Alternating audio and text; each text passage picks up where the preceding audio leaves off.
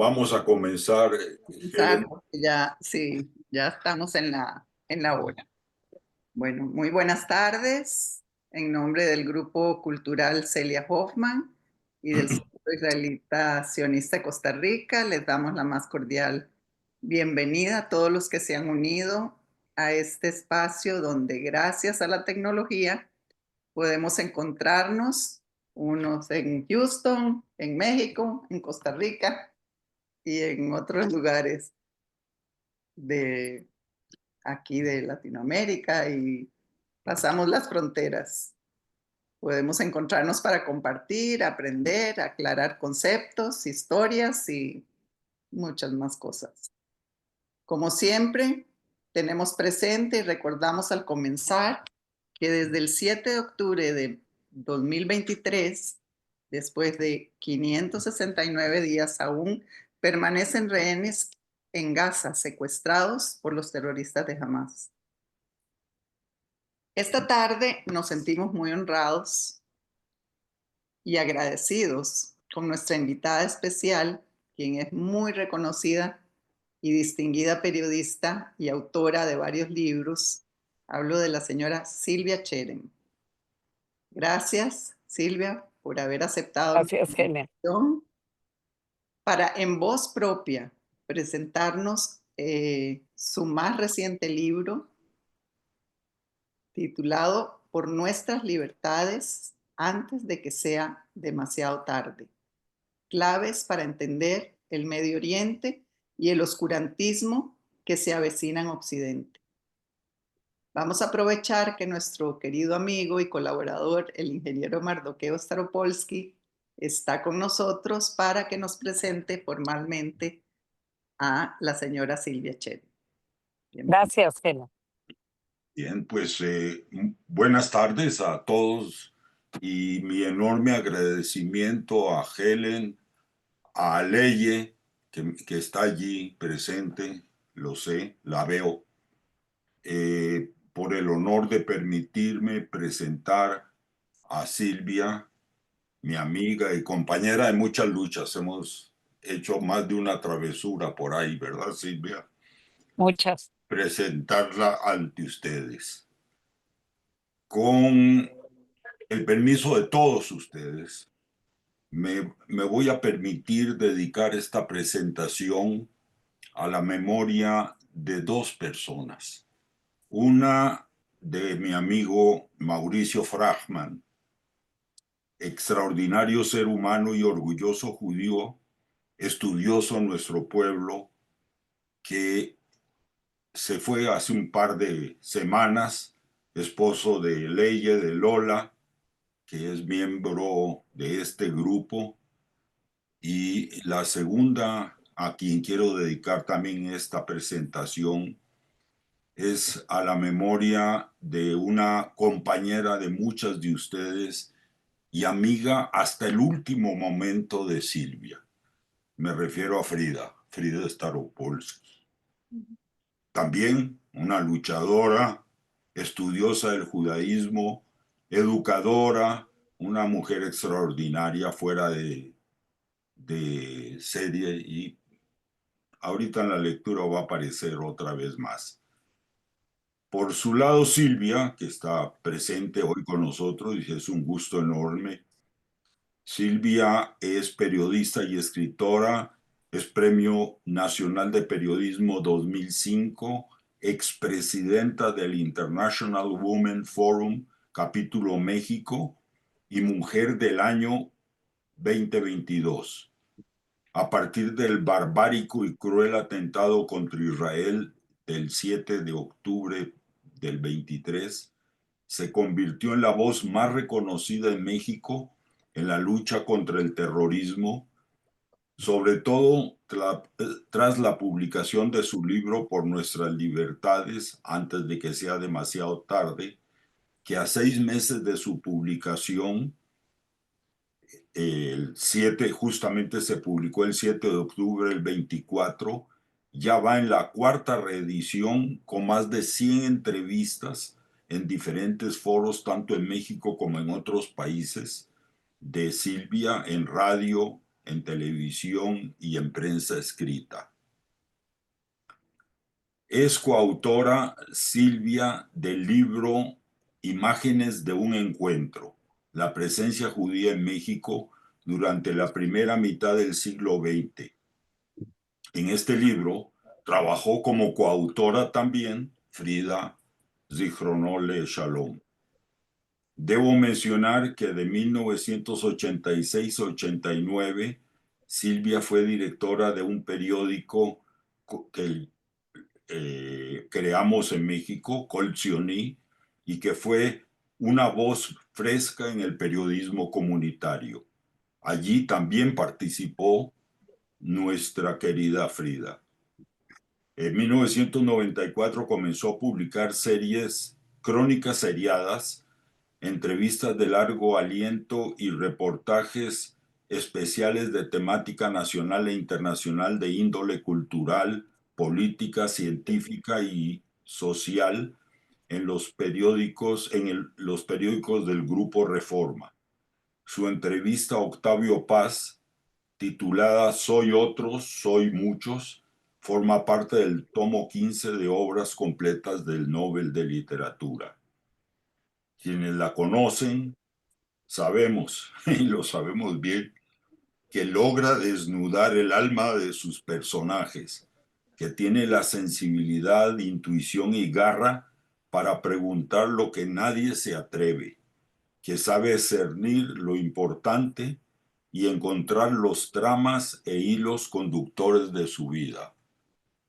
Es autora, Silvia, además de Entre la historia y la memoria en el 2000, lo publicó, Trazos y revelaciones, entrevistas a 10 pintores mexicanos en el 2004, Una vida por la palabra, entrevista a Sergio Ramírez, que seguramente en Costa Rica lo conoce muy bien, el ex vicepresidente de Nicaragua, Examen final, Educación en México 2000-2006, en el 2006, Por la izquierda, medio siglo de historias en el periodismo mexicano, entrevistó a Granados Chapa. Israel a cuatro voces, conversaciones con David Grossman, Amos Oz, Aleph Bet Joshua y Edgar Keret en el 2013. 100 rebanadas de sabiduría empresarial en el 2016. Esperanza Iris en el 2018. El libro que ahorita mencionaremos, ese instante en el 2021, que lleva varias reediciones, y Al grano, vida y visión de Lorenzo Cerviche, fundador de Pan Bimbo, que seguramente en Costa Rica lo hay también. Ese libro, ese instante, fue galardonado por el Instituto Internacional Latino Books Awards como el libro más inspirador del 2021. Ha sido también 3 veces finalista del Premio Nuevo Periodismo de la Fundación para un Nuevo Periodismo Iberoamericano, fundado por Gabriel García Márquez. Recibió el premio, la medalla Liderazgo Anáhuac en Comunicación, el premio Instituto Cultural México-Israel, el premio Mujer Maguen David, y fue seleccionada por la marca L'Oréal como una de las mujeres que mueven a México.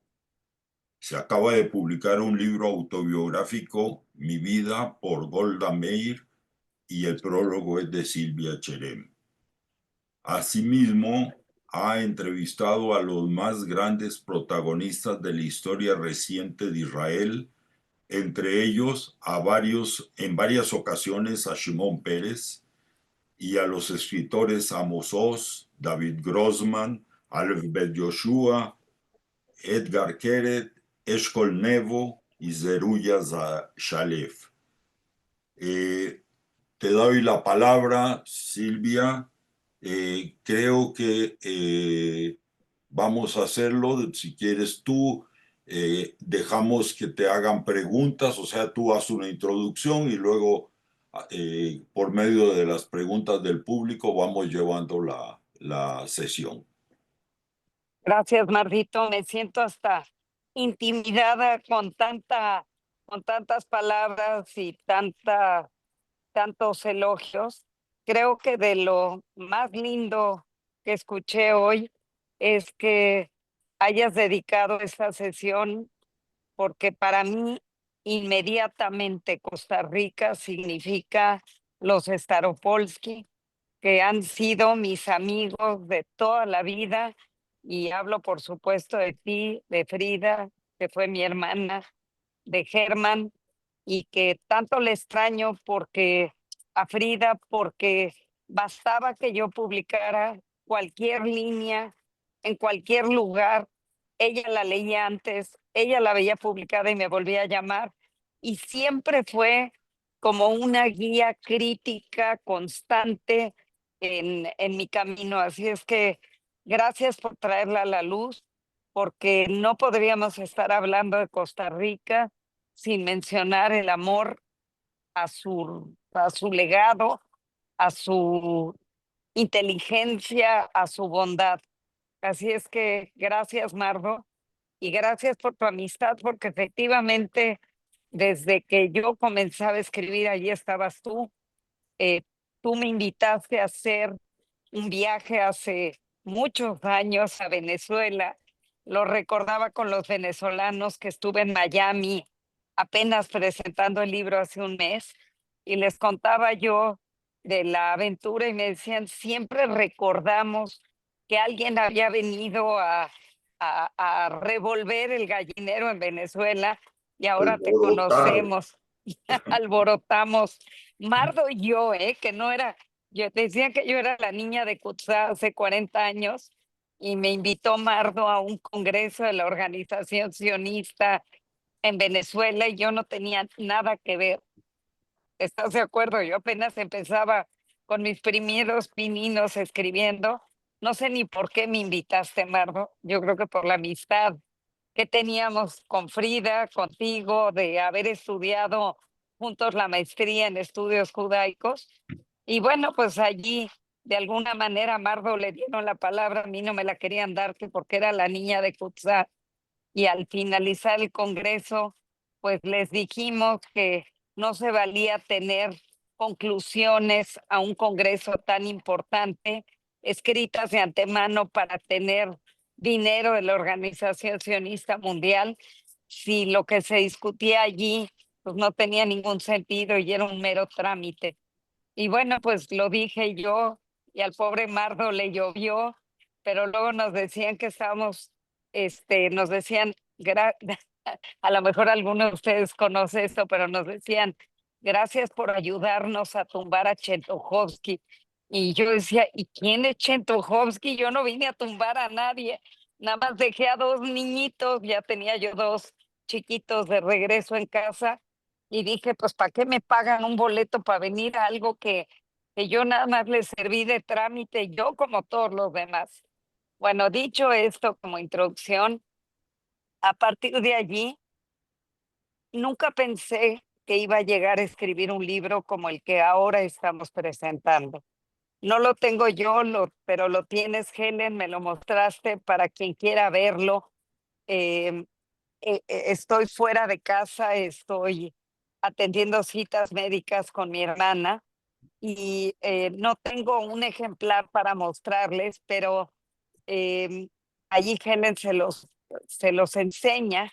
Y le decía yo a Helen antes de comenzar esto que si alguien decide que quiere el ejemplar físico, porque me decía que no los tienen en Costa Rica, podemos una de dos, o pedir ya con la petición de los libros en la librería internacional, que les digan cuántos quieren, o que yo los compre en México y se los haga llegar ya al costo que sea de mercado. No tengo ninguna pretensión, y yo pago el envío, por supuesto, para que les lleguen y lo tengan.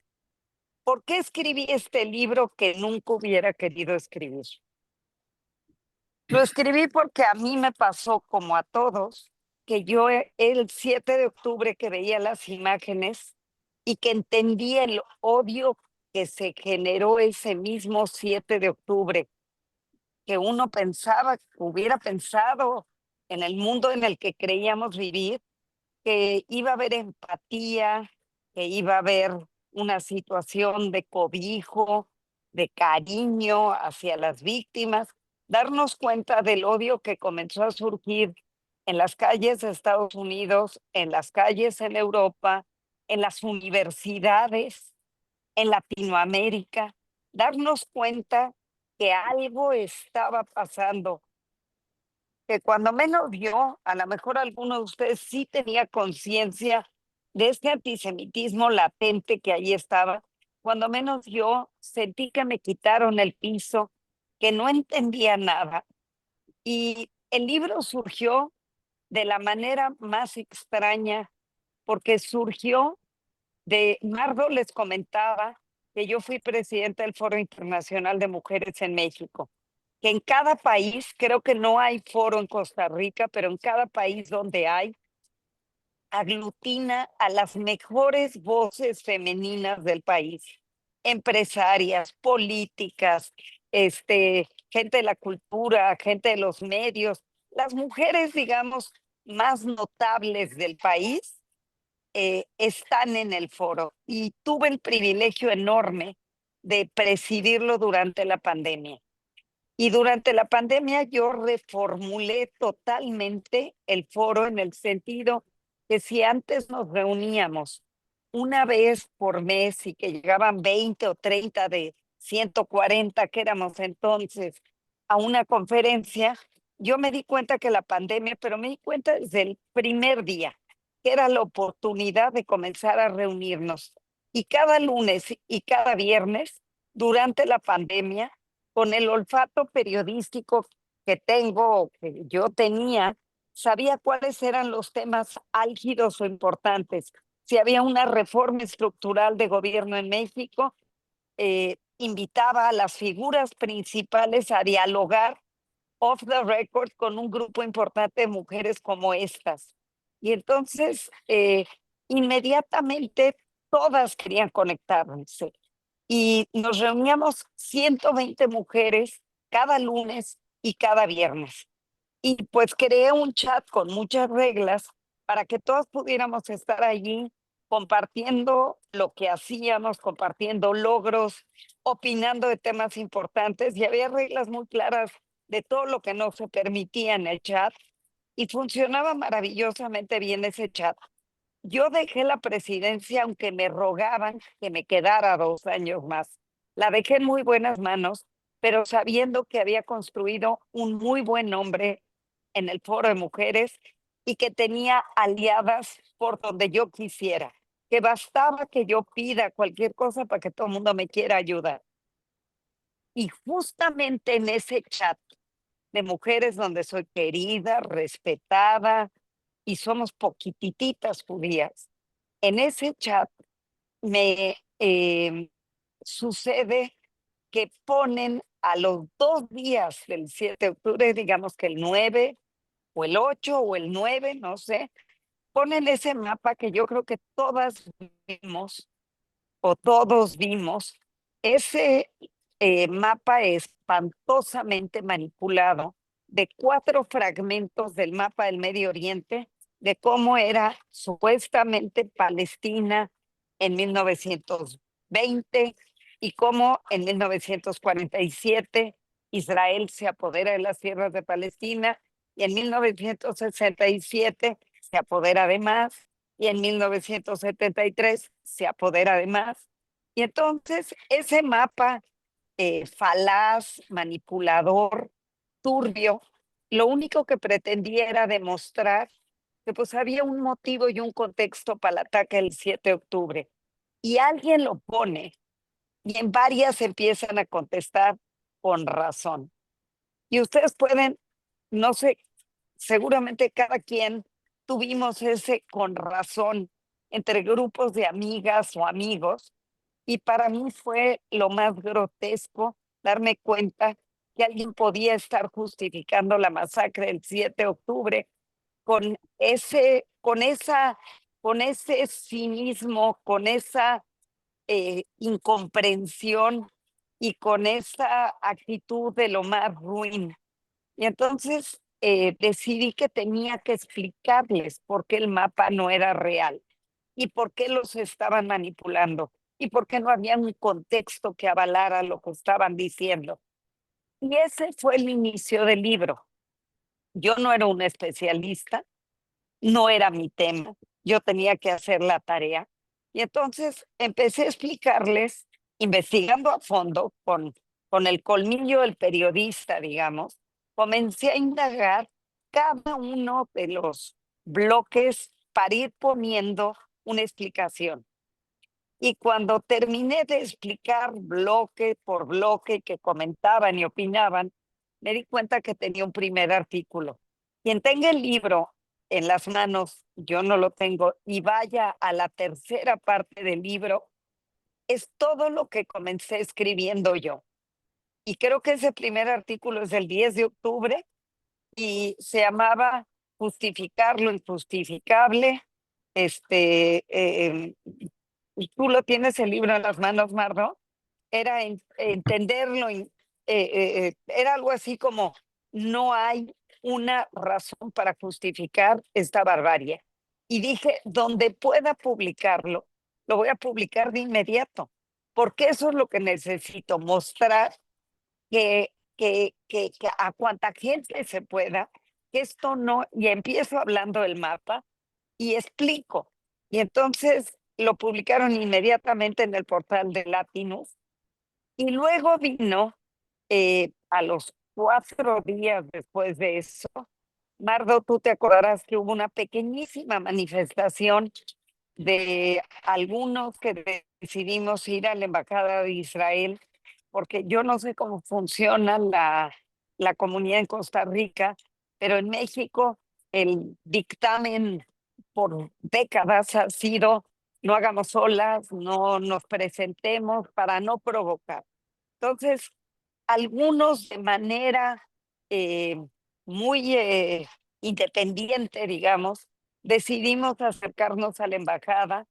Era un grupo grande de evangelistas y algunos sueltos que siempre estamos allí para decir: no están solos, aquí estamos nosotros y estamos llorando esto con ustedes porque es nuestro dolor y porque somos un pueblo. Y estuve en esa manifestación, me acuerdo que había un par de medios de comunicación y para mí no habían dicho nadie los que tomaron el micrófono algo muy importante frente a los medios. Y era decir: no estamos contra los palestinos, estamos contra el yihadismo islámico que ha sembrado esto y que de alguna manera ha penetrado las ideologías de la izquierda. Todavía no entendía mucho, pero sí entendía que así como hay esa extrema derecha, esa derecha extrema antisemita, que ahora había una extrema izquierda antisemita que no acababa de entender todavía el porqué, pero que de alguna manera había adoptado el yihadismo islámico como bandera, creyendo que estaba defendiendo una causa justa. Y a mí me parecía importante y tomé el micrófono en esa manifestación, que me acuerdo inclusive que el cielo se tiñó de un rojo espectacular, casi teatral, como si llorara con nosotros. Y ese día me enteré por la reportera, una reportera de televisión, que al otro día iba a haber una manifestación pro-Palestina en la misma embajada. Y entonces fui a la embajada y desde lejitos reporté lo que pasó. Y me di cuenta que los que estaban allí, pues no tenían idea ni dónde está Israel en el mapa, ni qué es del río al mar, lo que sabríamos después. Pero les estoy hablando el 10, 11, 12, por ahí de octubre. Creo que ese artículo es del 15 de octubre, es decir, exactamente una semana después. Y dije, tengo que hacer una crónica de estas dos manifestaciones, de estas sin razón absoluta que llegan a pintorrajear, a quemar, a gritar, a hacer barbarie y media, y al mismo tiempo mostrar el pacifismo que hubo 2 días antes de tanto dolor, y dije, tengo que escribir esto. Y entonces escribí una crónica de estos dos contrastes y de este México que se manifiesta en aquel momento como si fuera una manifestación sindicalista. Con esos términos era por el movimiento obrero palestino, gritaban, o luego un grupo indígena que le cantaba la Pachamama. Y yo decía, ¿de qué están hablando? O sea, ¿qué creen? O las niñas con crop tops bailando, o un grupo gay allí gritando por los palestinos. Dije, no entienden nada. Y publiqué ese segundo artículo. También lo publiqué, unos fueron en Excelsior, otros fueron en Reforma, otros fueron en Latinos. Yo quería penetrar todos los grupos que pudiera penetrar de lectores.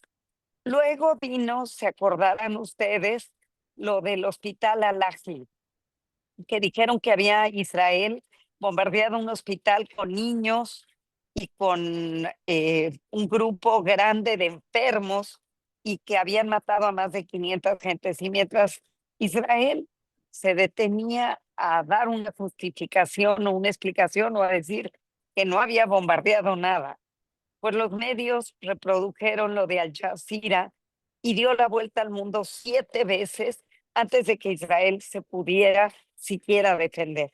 Y entonces escribí otro que se llamaba un llamado, el segundo era un llamado a la izquierda mexicana y este era un llamado, ya no me acuerdo los títulos, ahí están en el libro, pero era un llamado a los medios y a la responsabilidad de los medios. Luego, pues ya se organizó una manifestación más seria en México y todavía estamos hablando de octubre. Un grupo de israelíes dijeron, con permiso o sin permiso, queremos hacer una manifestación bien hecha y seria en la Embajada de Israel. Y empezaron a circular no sé cuántos WhatsApps anónimos diciendo que Vitacón México y que las autoridades comunitarias de México aconsejaban que nadie fuera, que porque era peligroso.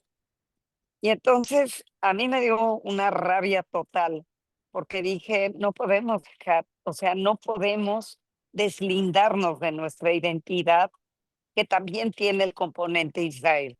Y entonces yo eh, creo que mi voz tiene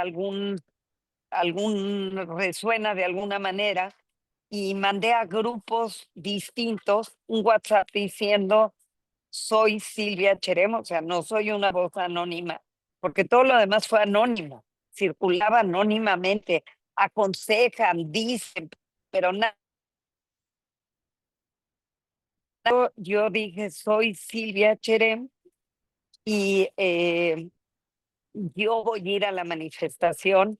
Yo he hablado con gente de seguridad, nos van a cuidar, vamos a estar protegidos, no va a haber ningún tipo de marcha ni de nada, va a estar contenida en la embajada y pues quien quiera venir, venga, porque tenemos que estar allí y a la embajadora no la vamos a dejar sola. Y llegaron más de 1000 personas y una noche antes me habló la embajadora y me dijo, yo quiero que seas tú quien hable a nombre de la comunidad judía de México. Y entonces fue allí donde di un discurso que está también en el libro y que fue el cuarto. Y luego, eh, no me voy a acordar de todos, pero todo tenía una cierta periodicidad. Luego vino lo del Instituto Reynolds premiando la fotografía de Shani Luke entrando a Gaza. Y yo hago una comparación con Nikut, el reportero que tomó la niña en Vietnam, ¿se acuerdan? La niñita toda quemada, desnuda con las manos arriba. Y yo dije, Nikut también recibió por una foto grotesca un premio importante. Nada más que Nikut se topó con la niña de casualidad, tomó a la niña, le tomó la imagen, dejó su cámara en el suelo, tomó a la niña en los brazos y la llevó a un centro médico a obligarlos a curar a esa niña. Y cuando no le hacían caso, dijo, los voy a denunciar, y le salvó la vida a la niña. Entonces yo allí me pregunto, ¿qué es el periodismo sin ética? Porque quienes entraron a tomar las fotos de Gaza a Israel entraron con los terroristas y ninguno se tocó el corazón para salvar a nadie. Al contrario, su placer, su morbo era documentarlo y fotografiarlo. Y yo digo que el periodismo sin ética es, bueno, decía García Márquez, que la ética es al periodismo como el sonido al moscardón, el zumbido al moscardón. Y entonces yo allí pregunto que por qué un instituto tan prestigiado como el Reynolds se atreve a premiar una fotografía como esa cuando se sabe que el reportero era un terrorista. Así fueron uno tras otro y me empecé a dar cuenta que tenía que escribir uno más que se llamara Por Nuestras Libertades y que pudiera yo explicar todo lo que yo quería investigar. ¿Por qué la izquierda se plegó a esta causa? ¿Por qué? ¿Qué es el yihadismo islámico? ¿Cómo surgió Hamas? ¿Cuál es el rol de la ONU y de la UNRWA? ¿Cuál es la historia del Estado de Israel y de los procesos de paz? ¿Cuál es la historia de la OLP y cómo deriva en penetrar en Gaza con Hamas? ¿Qué es la hermandad musulmana? Y dije, esto me va a hacer un artículo muy importante.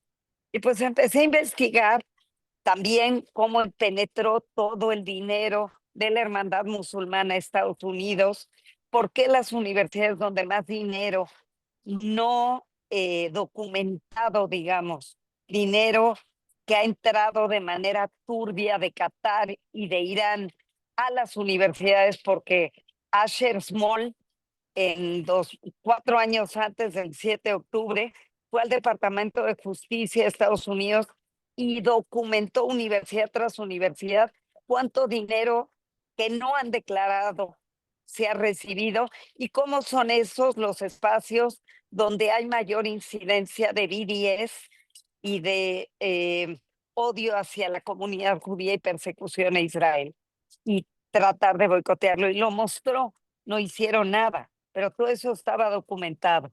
Y entonces dije, tengo que escribir un nuevo capítulo con esto, 100 páginas de esto, perdón, unas páginas de esto, para convertirlo en un artículo. Y pues me metí tanto a fondo en esto que resultaron más de 100 páginas, donde además hice algo que yo me di cuenta que nadie ha hecho. ¿Cómo ha incrementado el terrorismo en el mundo en los últimos 30 años? ¿Cómo ha sido increciendo?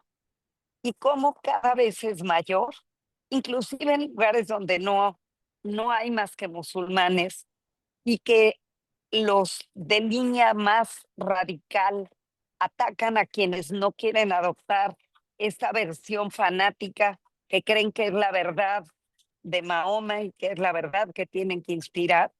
Y entonces hice un recuento de los últimos 20 años.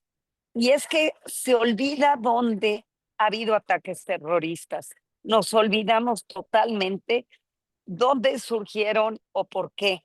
A lo mejor ya no nos acordamos ni de Salman Rushdie, ni de Charlie Hebdo, las caricaturas, ni de Bombay, ni de Madrid, ni de cuántos casos uno tras otro. Quien ha escuchado el audiolibro me dice, nadé más de 1 hora y era un recuento que no paraba, desde mezquitas, iglesias, salas de concierto, estaciones de tren, hoteles, uno tras otro, y no para, y cada vez es más. Y lo vemos desde atropellamientos hasta lo que sea. Seguramente están enterados que hace un par de días en Cachemira, en Kashmir, en la India, mataron a veintitantos turistas, creo que fueron 27, y hirieron a muchos más. Y el ataque fue obligarlos a desnudarse primero para ver si tenían circuncisión. Aquellos que no tenían circuncisión, obligarlos a decir pasajes del Corán, y aquellos que no eran capaces de hacerlos, los mataban con una violencia inusitada. Y me di cuenta que en Occidente no hay comprensión de todo eso, y que sabía yo que esto era a contracorriente, pero que había que decirlo. Entonces, yo tenía esa primera parte de todo lo que había escrito en orden cronológico, desde el 7-8 de octubre en adelante, luego 100 páginas más donde explico a profundidad todo esto que les digo, y entendí que si yo no iba a Israel y hacía una crónica, hubo otro artículo que es medular en esa tercera parte, que fueron 5 páginas en el periódico Reforma, que fue, no sé si saben que la pareja de Shani Luke era Orión Hernández, un mexicano. Todo el tiempo sentíamos que estaba secuestrado, que no había sido asesinado.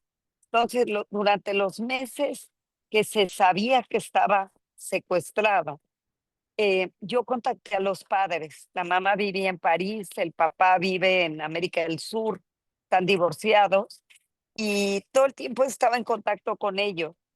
Y cuando pasaban los meses empezaron a desesperarse. Al principio no querían ni siquiera que haya registro de Orión en el grupo de secuestrados, porque ellos decían, como Orión no es judío, como Orión no es israelí, como Orión es un muchacho muy, digamos, outsider, muy tatuado, que hace festivales de música. Si nosotros lo presentamos como un mexicano, Orión tarde o temprano lo van a volver. Además tenía la nacionalidad francesa, mexicana. Dijeron, va a regresar. O sea que no querían ni siquiera que esté en el listado inicialmente. Pero pasaban los meses, pasaban los días, y pues no se sabía nada de él. Y a los 6 o 7 meses, por ahí de noviembre, el papá me dijo, ¿sabes qué? Vamos a hacer algo, ayúdanos. Le dije, yo lo que puedo ayudar es haciendo ruido y haciendo una crónica sobre quién es Orión, sobre quién era su pareja, qué hacía en Israel, hablar con el grupo, porque él organizaba festivales de música con un grupo que se llamaba Eudaimonia, hablar con el grupo, con parte de los muchachos que iban con él, porque iban en 2 coches.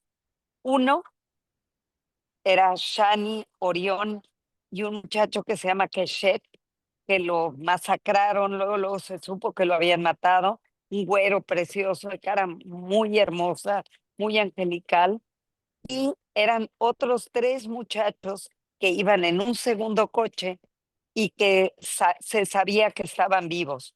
Uno de ellos estuvo enterrado, escondiéndose bajo ramas, más de 24 horas hasta que el ejército israelí dio con él.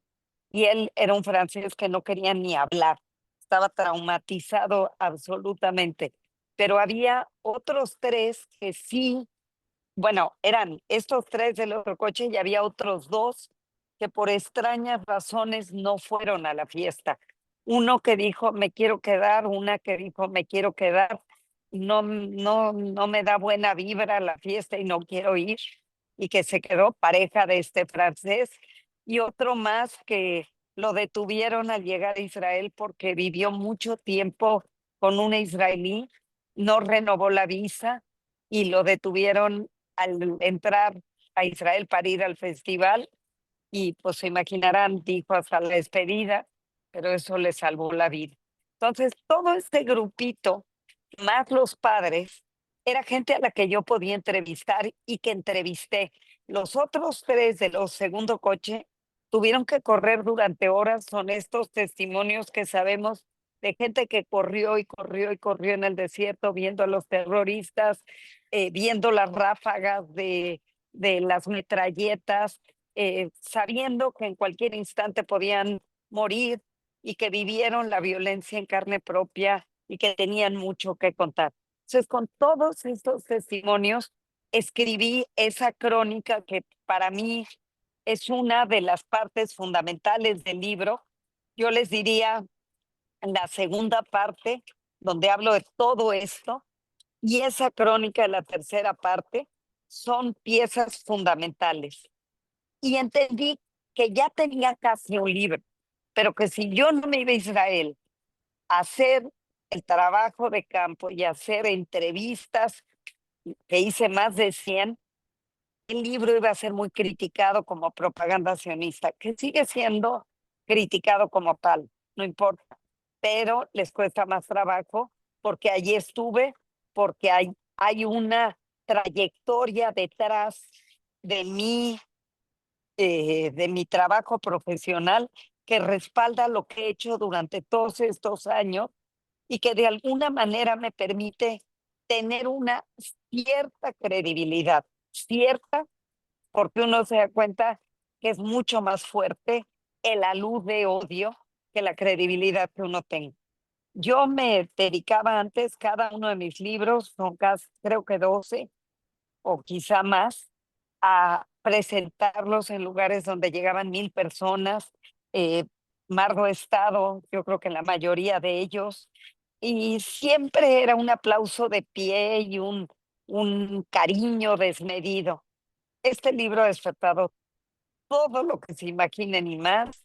He tenido que estar resguardada, he tenido que pedir protección, nunca en mi vida antes, pero sé que estoy haciendo lo que tengo que hacer, que esto tenemos que hacerlo todos y que tenemos que ser embajadores de la verdad. Entonces, antes de abrir el espacio para preguntas, si me preguntan para quién es el libro, es para el público no judío, moderado, que no sabe qué está pasando y que quiere aprender un poco más. He ido a muchas universidades en México, enfrentar muy fuertemente a situaciones de adversidad, pero la mayoría, porque son muy poquitos, pero hacen ruido, la mayoría de quienes leen y de quienes abren su corazón me dicen, me quitaste una venda de los ojos. El primeritito que me lo dijo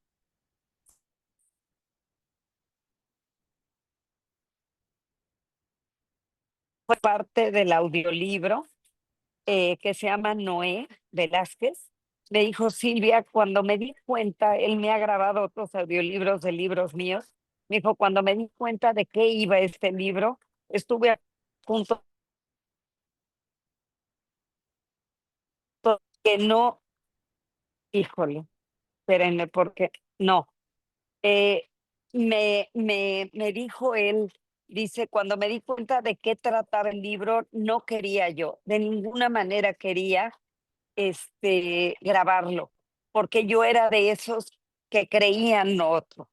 Pero tu manera de escribir me fue atrapando y me di cuenta que no lo debía yo evitar y lo que hice fue continuar grabando y hoy te puedo decir que voy a ser un defensor de Israel, que me hiciste entender, que me quitaste una venda de los ojos y que no vuelvo a permitir que nadie me contamine la mente. Me lo he encontrado varias veces desde entonces y mantiene el mismo discurso. Y como él, han sido muchos. Entonces vuelvo. ¿Para quién es este libro?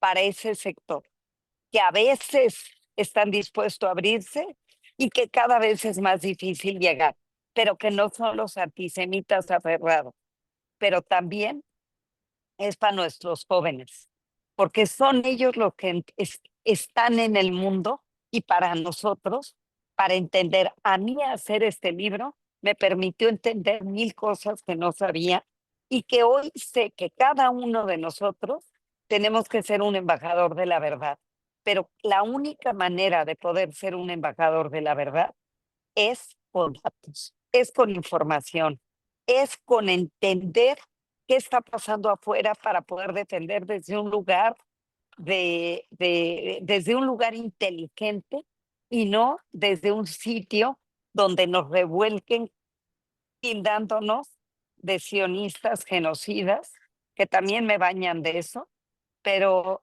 hay quien escucha.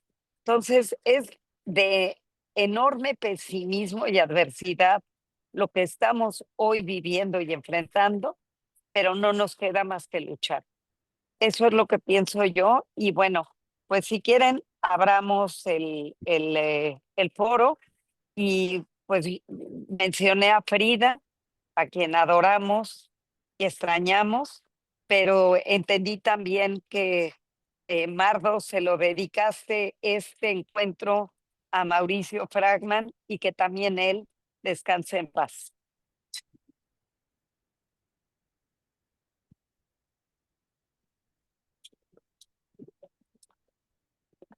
Hacer alguna pregunta, puede ser por el chat o directamente, levantando la mano.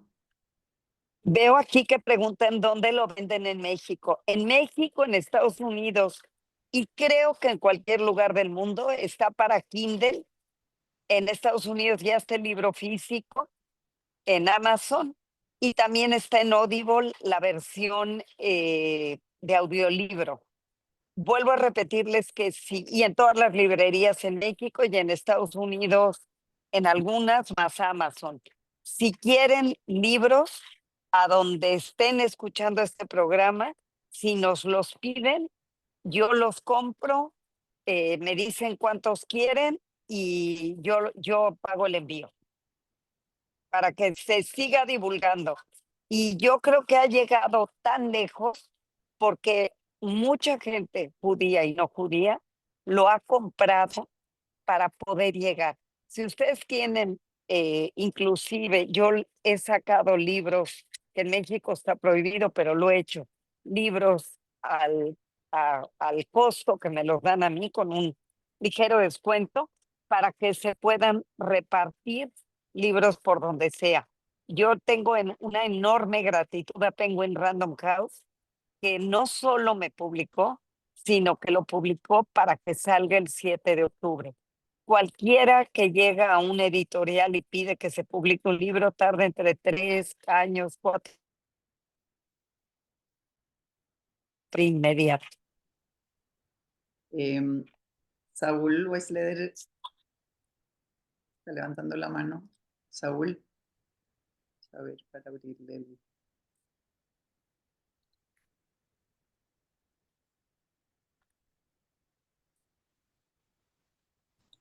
Y también si arman grupos como este con otros foros, siempre estoy disponible. Yo lo que quiero es que este mensaje llegue, porque el libro no es de los judíos y de Israel. El libro es del riesgo del fundamentalismo islámico para Occidente. Y de eso es de lo que tenemos que hablar. ¿Lo tienes conectado? Sí. Adelante, Saúl. A ver. Qué raro que no se puede. Brian, ábrele el micrófono a Saúl.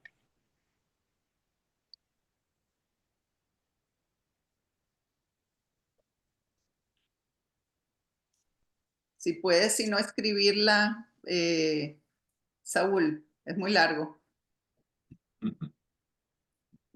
Leemos mientras Brian se conecta.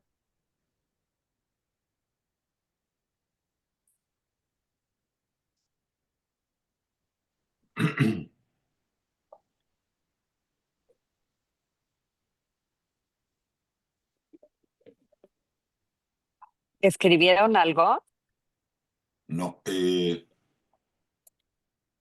un poco largo. Bueno, trata de resumirlo. No, pero que abra su micrófono. Sí. Hasta abajo hay una cosa que dice silenciar. Allí hay que picarle para abrir el micrófono. Hasta abajo en el Zoom del lado izquierdo. Está cerrado. A lo mejor ustedes los tienen A lo mejor ustedes se lo pueden abrir. Sí, tiene que ser desde el centro, donde está Brian Acuña, que le mande abrirle el micrófono. ¿Cómo se llama él? Saúl Weislever. Sí, A ver, espérame, déjame ver si yo puedo hacerlo, bajar la mano, solicitar para reactivar audio. Son ustedes que tienen que quitárselo. Es que como aquí es donde aquí, Ya, creo que ya. ya. Ya. lo vi. Ok, gracias. Buenas tardes. Muchas gracias, Silvia, por esta panorama, por esta excelente presentación. Dije que es un poquito largo para escribirlo, pero no voy a tratar de hacerlo más breve. Yo he tenido participación política en Costa Rica y mantengo muchas relaciones todavía de mi participación política. Participo en varios chats de bastante gente. Mi experiencia, quisiera contarla, es un poquito distinta a la que has tenido. No radicalmente distinta, pero quisiera introducir este matiz para escuchar tu punto de vista y si en México también puede haber ocurrido algo similar o de tu experiencia, si hay sectores que puede ser que se comporten de esa manera. El grupo o los grupos en los que yo participo han sido tradicionalmente, yo diría que desde hace 20 años, no 100%, sino 90% pro-Israel, anteriormente 100%, pero digamos que de hace unos 20 años para acá, digamos que 90% para decir. No, de ninguna manera no hubo ninguna reacción negativa y tampoco hubo una masiva reacción de simpatía después de que ocurrieron los hechos el propio día de la tragedia, de la invasión de Hamas. Pero sí hubo bastante gente que se manifestó con simpatía. Pero las cosas comenzaron a cambiar después. Y hoy día lo que yo tengo es que mucha gente, amigos queridos, que yo sé que no son antisemitas, que no son antiisraelíes, que no son antisionistas, que son demócratas convencidos, etcétera, etcétera, prefieren que no toquemos el tema. Y yo lo he respetado. Prefieren no manifestarse porque consideran, creo yo, que la reacción de Israel, no voy a entrar a discutir aquí, yo tengo mis puntos de vista, pero ha llegado a un punto en que les impide o los convence de no manifestarse públicamente. En algunas ocasiones he tenido intercambios privados con algunos y me dicen que ellos, por supuesto, entienden, por supuesto que lo que pasó el 7 de octubre fue algo horroroso, etcétera, etcétera. Sobre el tema de los rehenes, por supuesto que insisten que tienen que ser liberados, pero me manifiestan, mira, prefiero no discutir públicamente el tema, porque yo les he pedido a veces alguna participación, alguna opinión, etcétera. En resumen, para no alargar demasiado y para no hacer de esto un monopolio, eso espero haber quedado claro. Yo tengo la impresión de que tenemos que separar para no aislar a gente que sigue siendo amiga. El problema que nosotros tenemos a veces es que metemos a todo mundo dentro de un mismo saco y los llamamos antisemitas, etcétera, etcétera, y aislamos entonces potenciales amigos que quizá en una coyuntura determinada prefieren mantenerse low profile o no manifestarse del todo. Creo que me he explicado y me gustaría Perfectamente. escuchar tus comentarios. Mira, Saúl, tienes toda la razón, pero yo te voy a decir qué opino al respecto. Sí hay que acordarnos que Costa Rica era un islote en América Latina. Costa Rica fue uno de los primeros países en reconocer al Estado de Israel, siempre ha sido aliado, siempre ha sido cercano. Costa Rica siempre ha tenido una vocación profundamente sionista, digamos, de respeto a Israel. Yo donde he encontrado, y esto me gustaría tratar de verbalizarlo de la manera correcta, donde yo he encontrado el nicho de oportunidad que han aprovechado para cambiar la narrativa en el mundo es en los jóvenes, en la academia y en las universidades. Y ahí es donde la izquierda se ha infiltrado adoptando yo digo que se cambiaron la playera el Che Guevara por el Jihad palestino, como si eso abanderara todas las causas del mundo y que eso implicara que eres un ser humano de nobleza absoluta porque abanderas la, eh, la pequeñez, la victimización que han hecho del pueblo palestino y por tanto eso abandera todas las causas nobles. Digo, te veo y siento que hemos de ser de la misma generación. Cuando nosotros éramos chavos, ser de izquierda era andar de guaraches, creer en el discurso de alguna manera de acabar con la disparidad, con la pobreza, con tantas cosas. Eso era lo que era nuestro discurso de peace and love.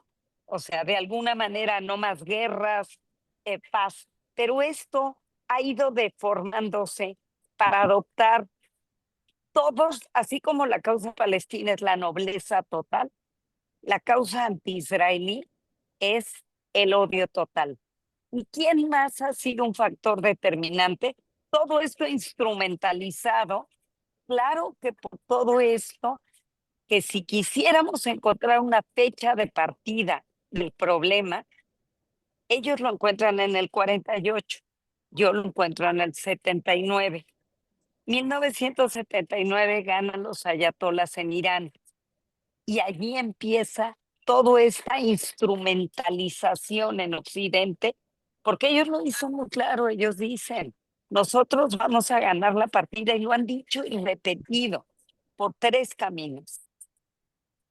Con los vientres de nuestras mujeres, porque nosotros tenemos 10 hijos y ellos tienen 2 perritos, con la inmigración y usando las libertades de Occidente.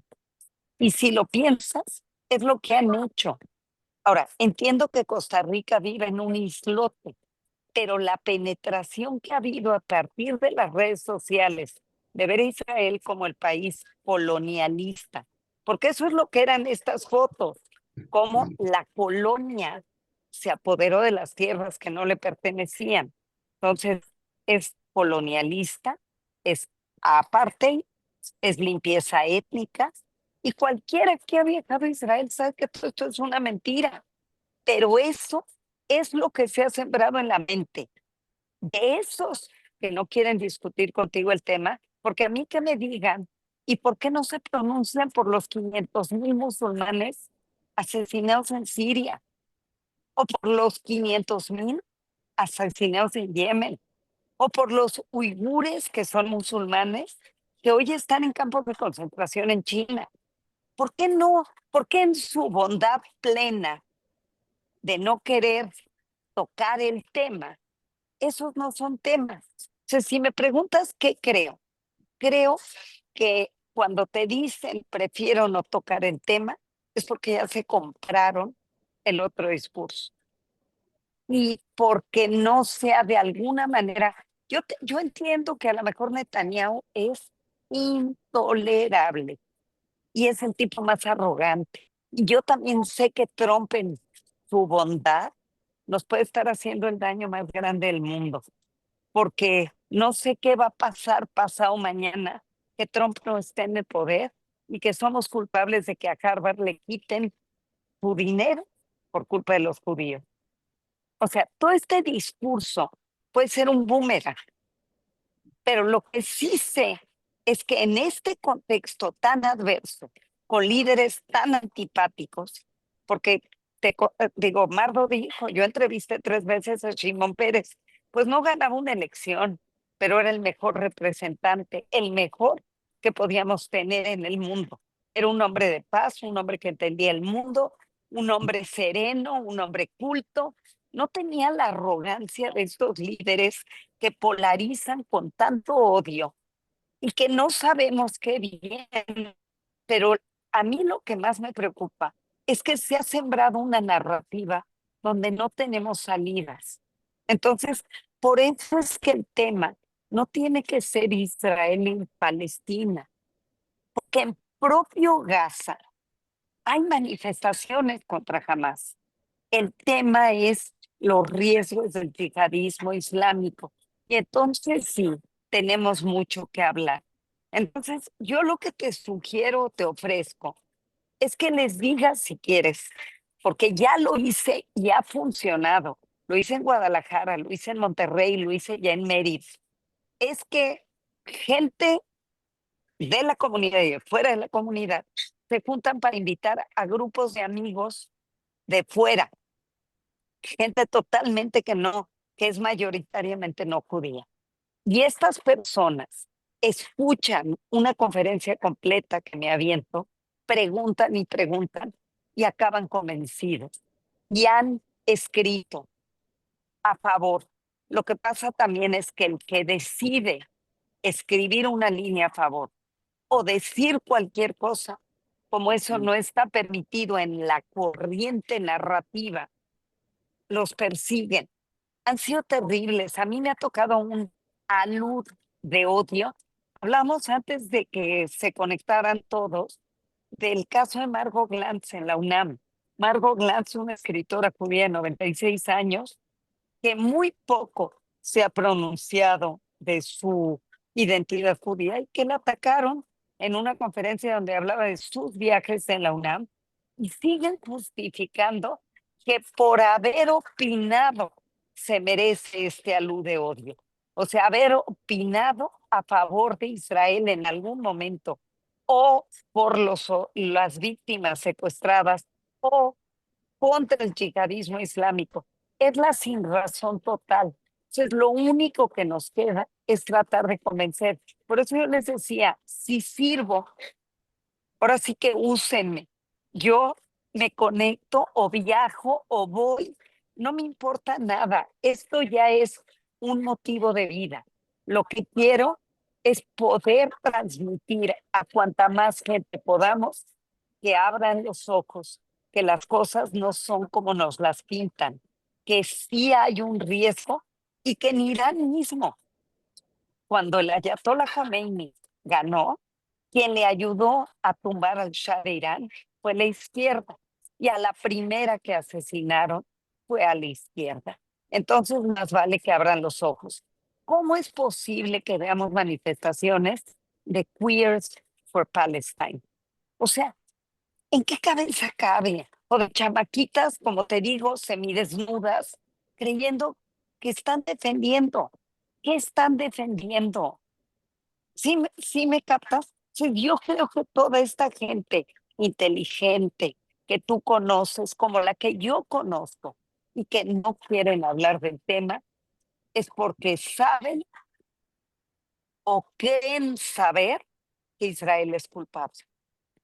Israel está haciendo, nunca debió haber sucedido el 7 de octubre, nunca, pero ya sucedió y hubiera hecho lo que hubiera hecho, fue juzgado.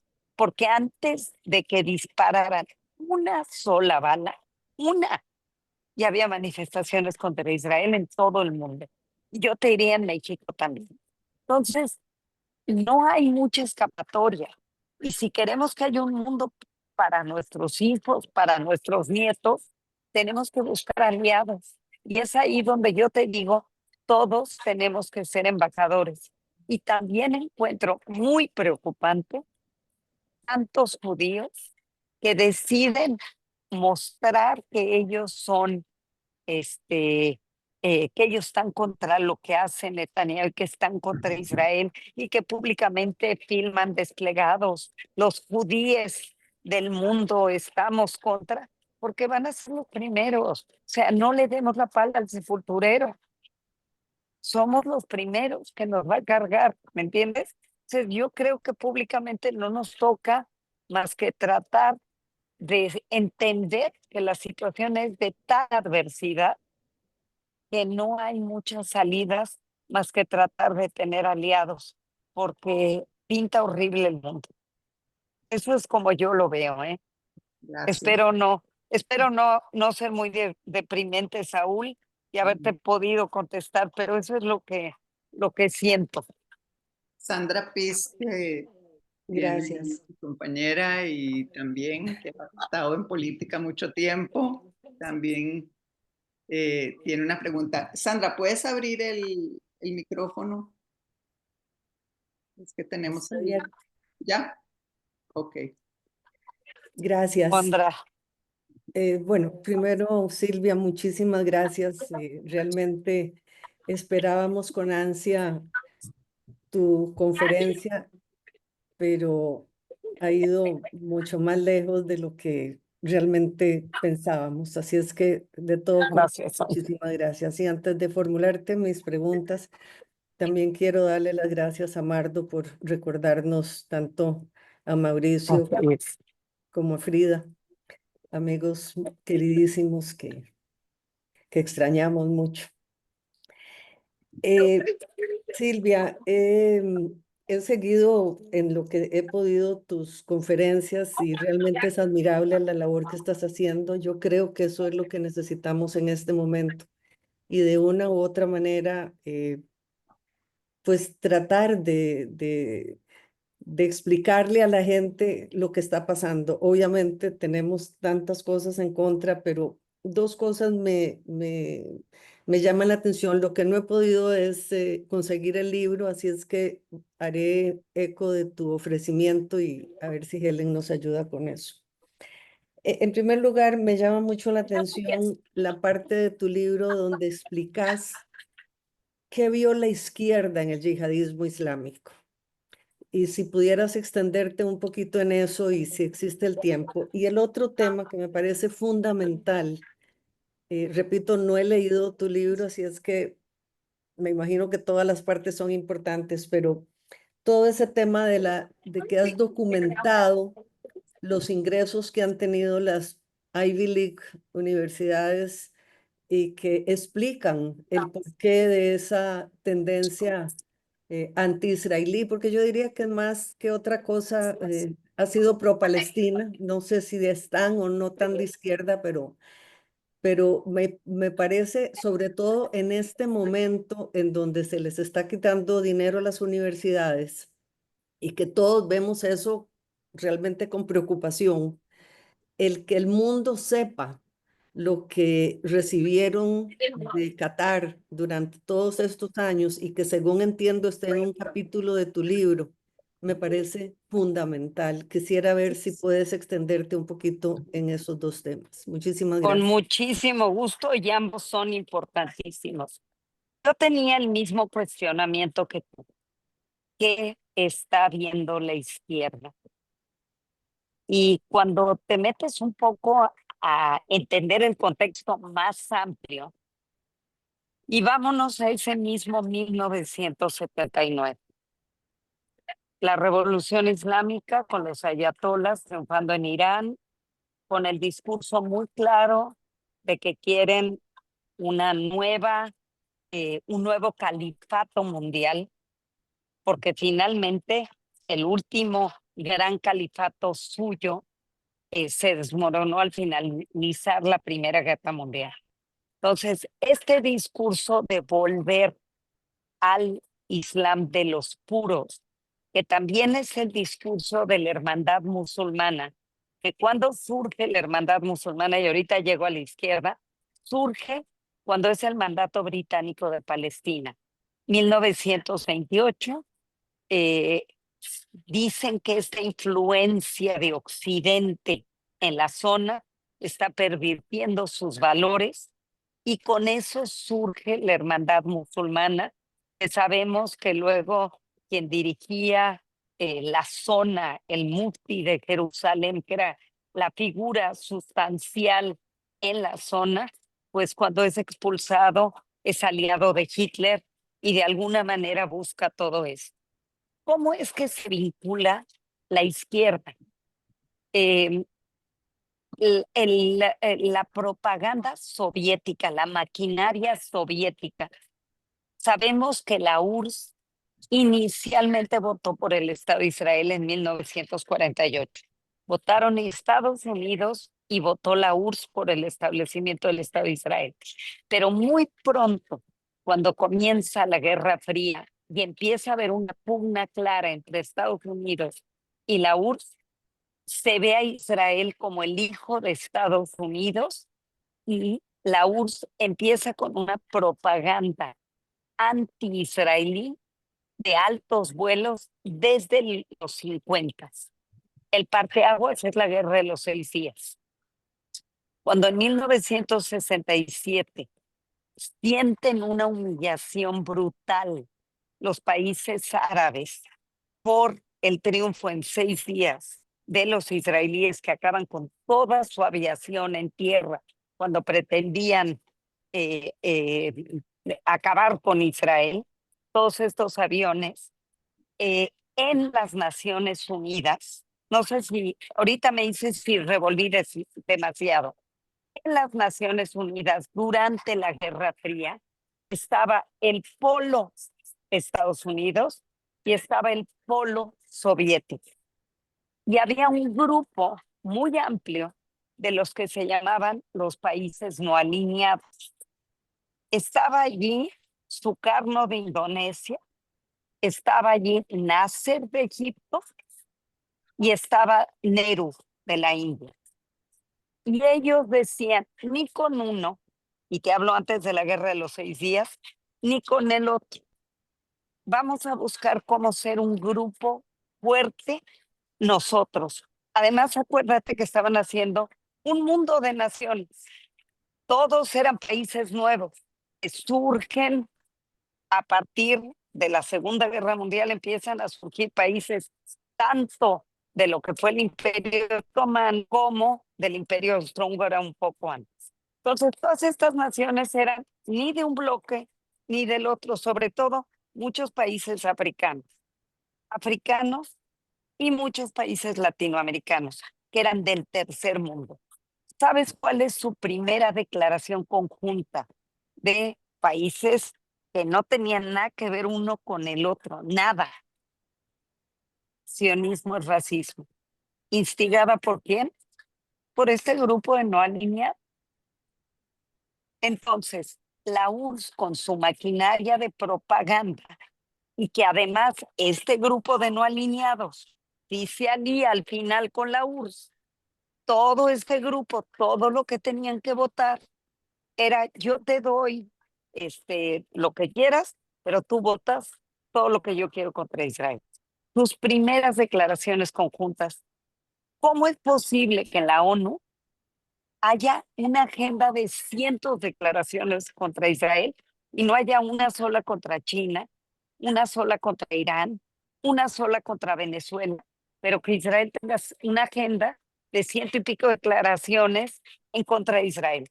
Entonces, la Unión Soviética ha jugado un rol importantísimo en esta campaña de adoctrinamiento, donde las izquierdas, los países árabes se han aliado con lo que se dicta desde la URSS. Cuando triunfan los ayatolas, es el desmembramiento de la URSS. Ahí es, mismo año. Estamos viendo la caída del muro de Berlín, es en 1989, ¿no? Ok. Estamos yéndonos del 79, que se empieza a consolidar esto, 1989. Se desmorona el discurso de la URSS como la panacea que iba a traer igualdad. ¿Y qué empieza a desarrollarse, sobre todo en Estados Unidos? ¿Qué agenda es la que se desarrolla? Seguramente la has escuchado. Diversity, Equality and Inclusion. DEI. Diversidad, igualdad y inclusión.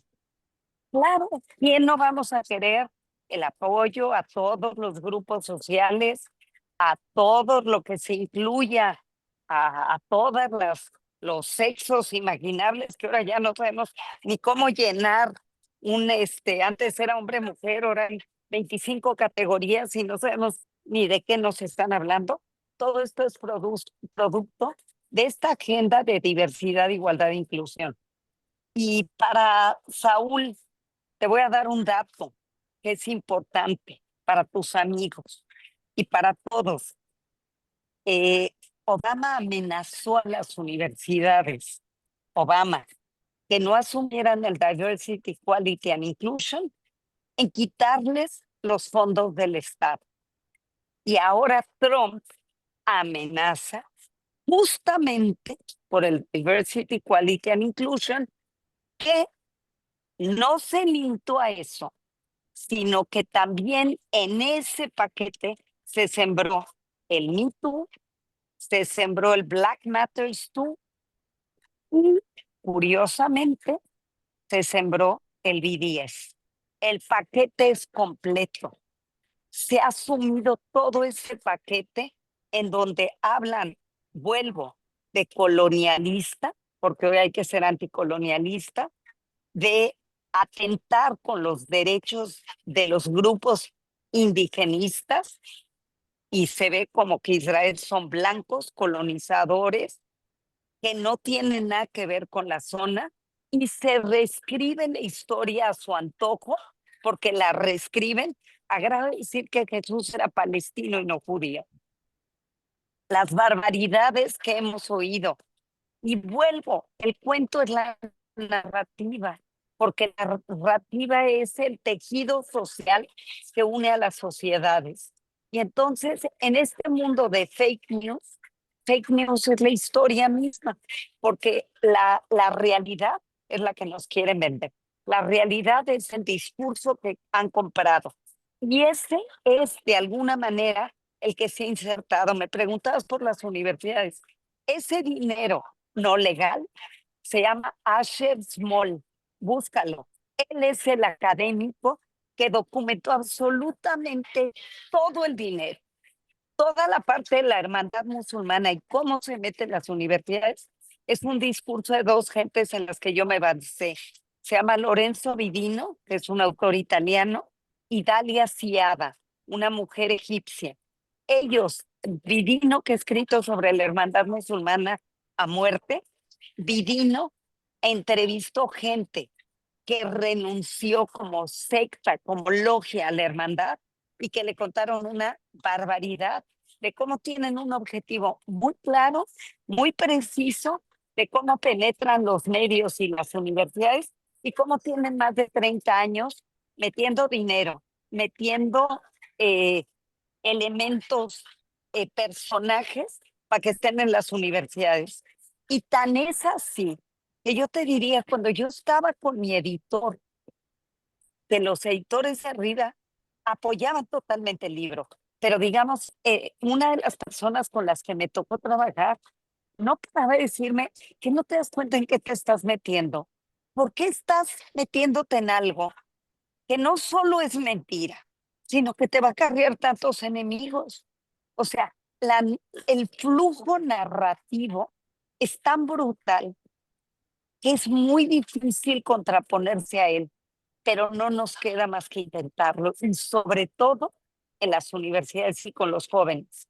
A mí ya me ha tocado estar y que, aunque estén los rectores sentados en las salas, se paren tres con que fui a gritarme, se largan, pero son tres. Logro hablar con 100, si logramos que nuestro discurso empiece a tener esa claridad, pero nosotros también, vuelvo, hay grupos que queremos ser los judíes en contra de los judíos y los no sé qué, y ellos, uno de sus objetivos lo tiene Divino y Dalia Ziada, es también tener grupos de judíos en contra de la corriente judía, para mostrar que tienen razón. Y lo logran. Ellos tienen muy clara la línea hace más de 20 o 30 años. Y nosotros estamos sentados sin darnos cuenta. Cuando menos yo sentí que me arrancaron el piso. Yo no entendía nada. Yo sentía que vivía en otro mundo y hoy sé que no me queda más que tomar esta postura hasta sus últimas consecuencias, que casi es un proyecto de vida, porque no hay de otras si queremos que nuestros nietos puedan vivir en un mundo de paz. Y hoy todo se ve muy adverso, incluido nuestro gran aliado de aquí, de donde ando, de Estados Unidos, que está tomando posturas y que siento que la manera en la que las parafrasea pueden ser de enorme adversidad para nosotros, porque cuando menos a mí no me gusta cómo lo hace y no confío. Siento que somos piezas de otro rompecabezas. Así lo veo yo, pero a lo mejor estoy equivocada. No sé si logré contestarte, pero creo que es toda esta manipulación del bloque soviético y luego el nuevo discurso de Diversity, Equality and Inclusion. Yo lo explico en el libro muy a fondo y de cómo fue insertándose el BDS en esa misma narrativa. Entonces, cualquier judío que llegaba y decía, mira, estoy de acuerdo en todo, pero el BDS no, era hostigado. Si no, ¿cómo te explicas que el mismo 7 de octubre todas las universidades del Ivy League estaban preparadas 7 de octubre para salir contra Israel? ¿Cómo nos lo podemos explicar?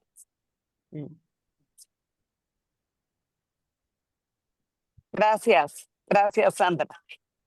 Y sí, les mando los libros con mucho gusto, ¿eh? Pero nada más un envío, hacer un paquete grande para que sea una caja y no 20 envíos. Vamos a hacer una lista. ¿Alguien más tiene una pregunta?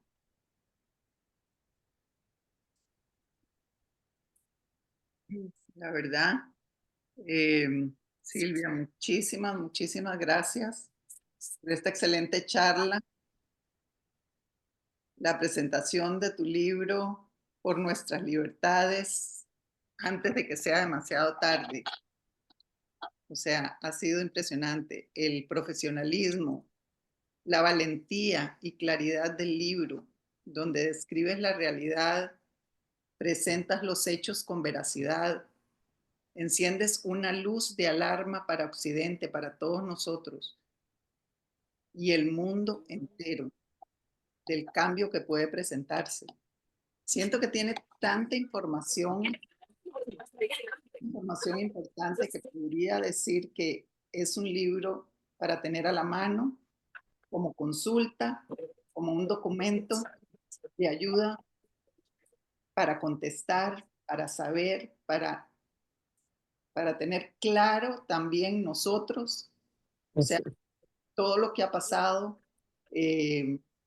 toda la documentación que has puesto ahí, verás, ¿verdad? De lo que se ha hecho, porque la propaganda ha sido tan atroz, tan fuerte, que permea todos los niveles, o sea, hasta uno mismo le cuesta. Yo te diría, Gis, ¿qué no sabe Occidente lo que ha sido la propaganda soviética y sus manejos? Son expertos absolutos. Y la crueldad y la maldad del yihadismo no se ve a leguas. ¿Por qué impera una doble moral si se trata de Israel? Y yo creo que tenemos que defender el derecho de Israel a existir, porque lo que está en juego es el derecho de Israel a existir. Lo que está en juego es que tengamos a Israel como país soberano. Lo que se está pidiendo es que Israel no exista. Y eso sería una tragedia para nuestra generación y para las subsecuentes.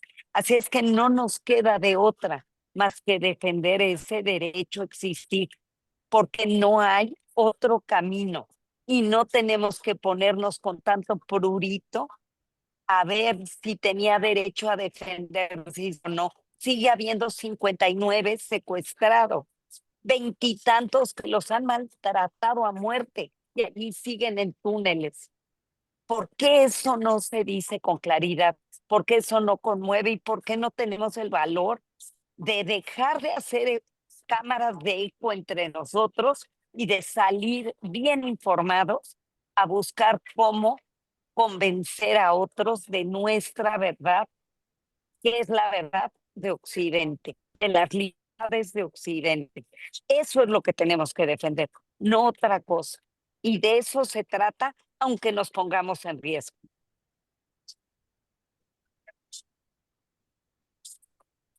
Mauricio.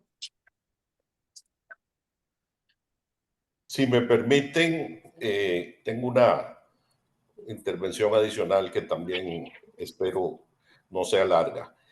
Yo llegué a Inglaterra a hacer mis estudios de posgrado en julio del 79. ¿Aló? ¿Perdón? Sí, yo te escucho. Ok. No sé si los demás, pero yo sí. Bueno, fueron unos pocos días antes de que cayera Somoza y un poquito tiempo después de que hubo cambio de régimen en Irán. Suscribo total y absolutamente lo que has dicho en términos de que es el ascenso de Khomeini y de todo su entourage el que cambia completamente, digamos, las relaciones, ya no solo geopolíticas, sino ideológicas en el Medio Oriente. Pero eso es un tema aparte y desde ahí se extiende y se fortalece el extremismo islamista yihadista. Había compañeros míos de la universidad y gente, no compañeros conocidos, algunos, varios iraníes, simpatizantes a muerte de Khomeini y de su revolución. Pasó el tiempo, pasó lo que pasó, no voy a contar, y doy testimonio personal de lo que dijiste, de que cuando empezó el régimen a matar de manera masiva a esos mujahideen el-Haq que habían sido partícipes de la revolución. Y esta gente se llevó una decepción terrible. Había algunos costarricenses estudiando allá también que mantenían amistad con ellos. Y bueno, como decís, era época de exceso, digamos, de, no sé si decir idealismo o lo que fuera, pero simpatizaban con esta visión, digamos, antiamericana. Pero en ese momento, cuando ocurrió eso, la tortilla se dio vuelta. Así que yo soy testigo de esa masacre, o sea, del efecto de esa masacre sobre muchos de los iraníes. Por cierto, que creo que por ahí están todavía los mujahideen esperando a que los declaren que no son terroristas, porque ya cambiaron completamente las relaciones. Oye, Saúl, y lo que les pasó a las mujeres, de bikini a burka, de mujeres estudiadas en universidades a estar encerradas en la jaula de su casa. O sea, esa es la realidad. Hay tantos argumentos para llegarle a Occidente y hacerlos entender que la narrativa que los han manipulado. Y te digo algo que me quedé pensando cuando interveniste. podemos no estar de acuerdo con esta guerra o sí, no había de otra. Y te digo algo, el mundo de Israel, cuando menos, su seguridad inmediata, no te digo a largo plazo, está mejor que antes del 7 de octubre. Es una desgracia lo que te estoy diciendo. Pero mira, Líbano, Hezbollah quedó totalmente debilitada. Estaba terrible la amenaza. Era 3 veces más armas y más misiles y más militantes que los que había en Gaza. Irak, las milicias de Irak, las milicias de Siria, haber pensado que iba a caer el régimen de Siria. ¿Alguien se podía imaginar que iba a caer ese régimen? Los hutíes de Yemen también están debilitados. Y Irán, que es la mano que mece la cuna, ha tenido que salir a dar la cara porque nunca hubiera las misiles desde allá. Está tan debilitado que lo mejor que podría pasarle al mundo es que caiga el régimen de Irán. Y si eso implica que la guerra siga ahora con Irán, digo, don't quote me, ya sé que se está grabando, pero yo creo que es lo mejor que podría que pasar para este mundo, porque Irán es una amenaza latente terrible para el mundo en general. Si busca tener armas nucleares, es para usarlas. No está buscándolas para ver dónde las guarda. Entonces, está muy delicado y a lo mejor estamos viviendo un cambio de época. Bueno, yo coincido que eso es así. No voy a entrar en ese tema porque es amplísimo, pero nada más quería agregar que porque cuando me comentaste mi comentario, yo no me he retirado totalmente de las discusiones ni nada por el estilo. Trato ahora de no tener una serie de discusiones con gente que sé que no van a que no hay por dónde. De todas maneras, nunca he discutido para convencerlos a ellos, sino para las otras personas que participan del chat. Creo que Sandra es testigo de muchas de esas discusiones, porque ella participa en algunos de esos chats también. Y lo único es que a veces no vale la pena. Hoy, por ejemplo, alguien no voy a decir el nombre, no tiene importancia, una noticia que es de hace varios años, que es que Natalie Portman no quiso ir a recibir un premio que le habían otorgado en Israel. Y entonces, bueno, dichosamente metió la pata y entonces me permitió aclararle de que eso ocurrió hace varios años. Claro. Y no lo hacía ella por oposición a Israel, sino por diferencias con el gobierno de Israel, que es una cosa diferente. Y que además ella después filmó la autobiografía de Amos Oz, que es una película extraordinaria. Sí, una historia de amor y oscuridad. Exacto, que tratar de usar a Natalie Portman como ejemplo de una israelí que está en contra de Israel, claro, metió la pata mi amigo en ese sentido. O sea, lo que quiero decir es que la lucha continúa, pero hay que ser muy inteligente, Saúl. Hay que ser muy inteligente, hay que conocer muy bien al adversario y no solo al adversario, sino sobre todo a los que no están participando, que son la gran. Bueno, exacto. Gracias. Tienes toda la razón, de acuerdísimo. Bueno, Mardo quería decir unas palabras. Vamos, Mardo. ¿Me escuchas? Sí. Bien. La verdad es que quisiera muchísimo agradecerle a Silvia. Sé en qué condiciones ella está en Houston y que aceptó presentarse ante el grupo Celia Hoffman. Y quiero agradecer a Helen, a Lola, el apoyo que me dieron para que Silvia se presentara.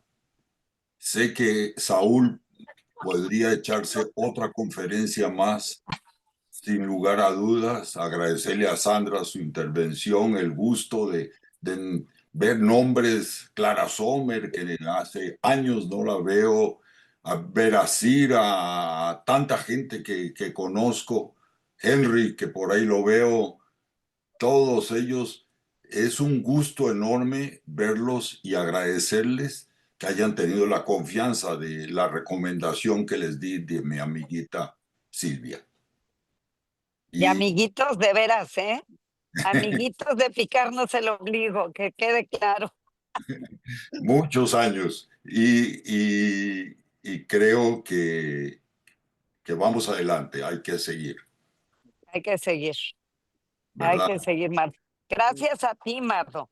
Y gracias, Helen, Leye y todos, porque me, me, me permitieron retomar el camino. Tuve que cancelarlo todo en esto que ando, pero voy a seguir.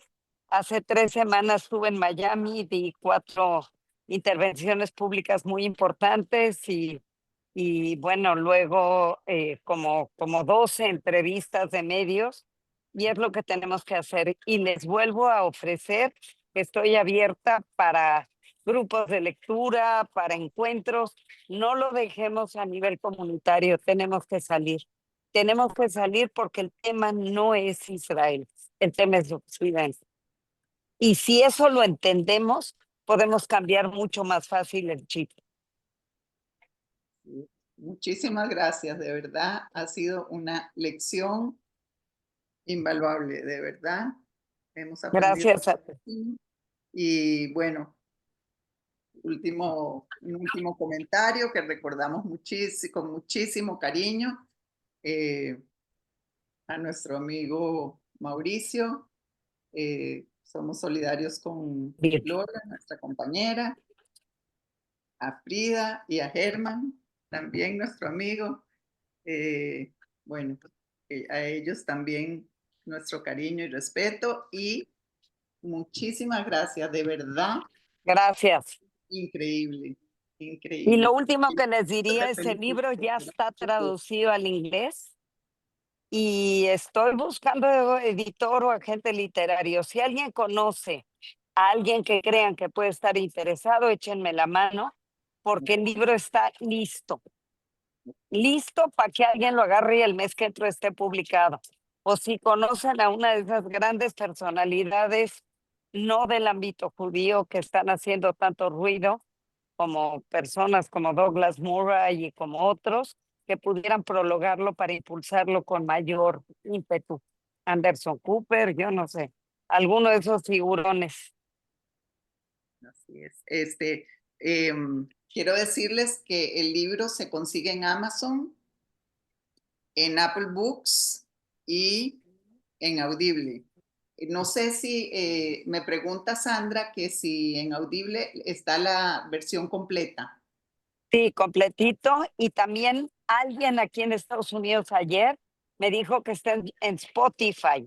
Yo no sabía que en Spotify se pueden comprar libros. Y Bueno, alguien ayer me dijo, yo lo bajé en Spotify. Tengo que ver porque si está sin pago a random está mal. Quiere decir que alguien ya lo subió allí y se lo voló. No entiendo. Pero yo quiero que Penguin siga teniendo las ganancias por el valor y el compromiso que mostró. muy bien. Muchísimas gracias. En México, aquí dice que se encuentra en la Casa del Libro. En todos lados, en México, en En todos todos lados. lados. Ok, Todos perfecto. lados. En Me Amazon, en me todos pueden lados. escribir, o sea, las del grupo tenemos un chat y perfectamente puedo hacer una lista de las Y interesadas. escríbeme, Helen, quédate con mis datos y escríbeme y yo estoy a tus órdenes. Perfecto, muchísimas gracias otra vez, gracias a todos y bueno, que oigamos buenas noticias. Gracias, un abrazo Un abrazo para todos. y gracias por Silvia. recordar a Frida de nuevo. Gracias.